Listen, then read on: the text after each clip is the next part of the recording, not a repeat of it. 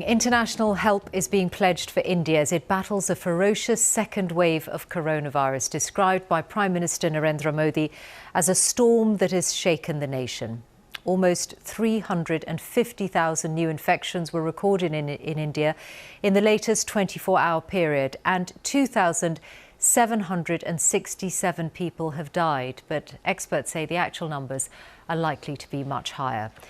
As the epidemic continues to grow, hospitals are under intense pressure with shortages of beds and critical supplies, including oxygen. In the capital, Delhi, COVID is now killing one person every 4 minutes. Our correspondent Yogita Limai reports from there.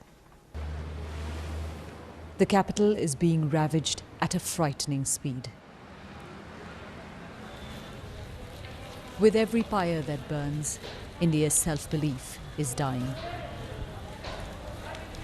Each funeral is a story of personal loss and national shame. Charanjeev Malhotra has been helping to cremate the dead for decades. Now, he barely ever stops working. I've never seen such a terrifying situation. I can't believe that we're in the capital of India. People aren't getting oxygen and they're dying like animals, he says. We don't even have enough resources to cremate them properly.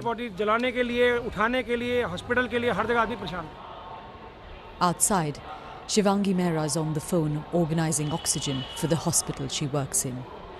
Nothing is being done. I don't know government is sleeping or what they are doing. I am totally disheartened in the situation which I am seeing.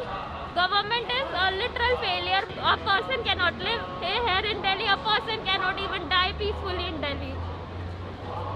She's waiting to cremate her grandfather, who died, she says, because there wasn't enough oxygen. This small hospital in North Delhi is facing a daily struggle. Ma'am, we have been spending sleepless nights since last 1 week. I mean, at times we feel like crying because we are not able to help patient properly. Every day this is the same scenario. We are left only with 2 hours of oxygen, 3 hours of death, and we are only getting assurance from the system, no oxygen.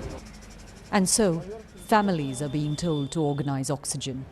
At one medical shop, we found people with empty cylinders waiting to buy their own supply for loved ones who urgently need it. For many here, the government's promises of rushing in oxygen are coming too late. Families left asking why something so basic is unavailable. Every crematorium we've been to, we've seen body after body being brought in. It's hard for anyone to keep count, but what workers have been telling me is that the real scale of deaths caused by COVID-19 in India is a lot higher than what official numbers reflect. And a lot of those who've died right now have done so because they couldn't get oxygen in time.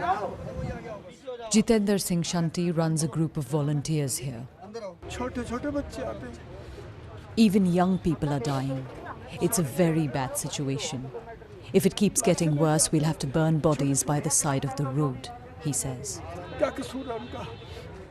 There is a sense of abandonment in this country. Citizens are stepping up to do what a government should, left to fight a vicious pandemic on their own. Yogita Limai, BBC News, Delhi. Well, tonight a first shipment of British assistance to India is leaving the UK. Other countries are also pledging support. Our diplomatic correspondent Paul Adams is here in the studio. What kinds of help is being sent, Paul? Well, Michelle, this was really the weekend when the world stood up and took notice of what's going on in India, not least because a wildfire of infections like that in a country as large as India, 1.4 billion people, is clearly not just a local danger, it's a global danger. And given those numbers, any reaction seems like a bit of a drop in the bucket. But those offers are coming in. The United Kingdom is sending 495 oxygen concentrators, 140 ventilators, and the Foreign Secretary Dominic Raab says there could be more. The EU has activated what it calls its civil protection mechanism, where member countries pool their emergency supplies, again with an emphasis on oxygen and medicines. And the US, perhaps stung into action by moves on this side of the Atlantic, has said that it will immediately supply the raw materials for vaccines, and that'll involve reversing some export controls put in place back in February, and supply protective gear and medical equipment. And Dr. Anthony Fauci, the president's chief medical advisor, has even suggested that the United States could supply India with some of its unused AstraZeneca vaccines. That's a vaccine that has not yet been approved for use in the United States, and it's got lots of it, and it doesn't need it itself. It's already supplied some of it to Mexico and Canada earlier in the year, so it is coming under some pressure to do that for India as well. Paul Adams, thank you very much.